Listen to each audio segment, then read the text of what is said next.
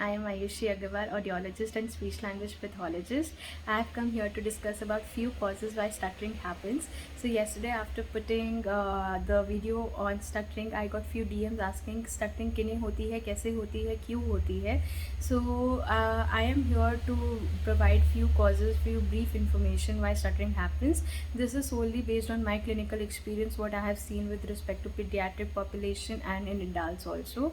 So basically, to begin with, I would like to introduce one term known as normal non-fluency, also called as NNF. So basically, जब बच्चा बोलना सीखता है, उनका speech system, social skills, emotional skills सारी developing stage में होती हैं, डेवलप नहीं हुई होती है. तो वो बोलना कैसे सीखते हैं? वो बोलना सीखते हैं by mimicking, by listening, by copying the parents, the family, other family members in the family.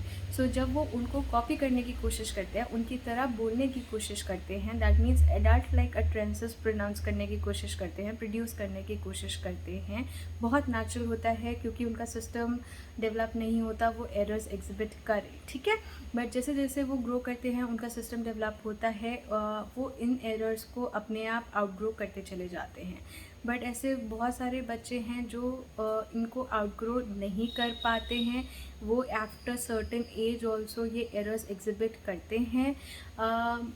So to why happens is could be a possibility. जहाँ तक मैंने देखा है, एक बच्चे की कैपेसिटी होती है एट पर्टिकुलर एज, बट हम जो डिमांड बच्चे से चाहते हैं, जो डिमांड हम उसको देते हैं, एक्सपेक्ट करते हैं बच्चे से, वो उसकी कैपेसिटी से काफ़ी ज़्यादा होता है.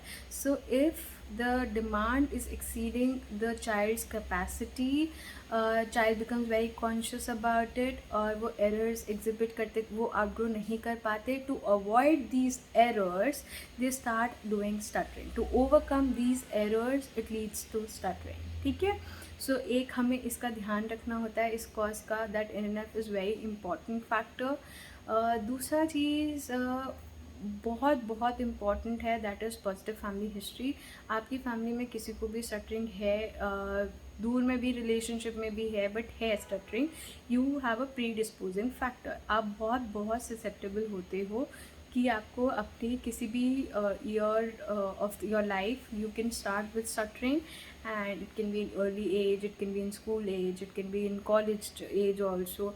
जब भी ट्रिगर होगा वो स्टटरिंग आपको दिखेगी, हो सकती है. ठीक है, नॉट 100% की होगी, बट आप ससेप्टेबल हो. And thirdly, I have also seen that there are few genes also that are responsible for stuttering, and theoretically genes से मैंने इतना अपने clinical experience में नहीं देखा, but yes, theoretically there are some genes that are also responsible. So if these genes are present, could be a possibility that आप stutter कर सकते हो. So to know about, so as I told yesterday in my video also, that causes stuttering के बहुत अलग अलग होते हैं, सब लोग अलग अलग तरीके की वजह से एग्जिबिट कर सकते हैं. So to figure it out, as a speech language pathologist हम रेकमेंड करते हैं कि एक बेसिक असेसमेंट होनी चाहिए to figure it out how it started, when it started, why it started, and उसमें हम एक बेटर कॉज आइडेंटिफाई कर पाते हैं for counselling, and that can help us to treat and do better job in treating the individual stuttering. So this is today why stuttering happens, and हमें किन किन सारी चीज़ों का ध्यान रखना चाहिए. Thank you.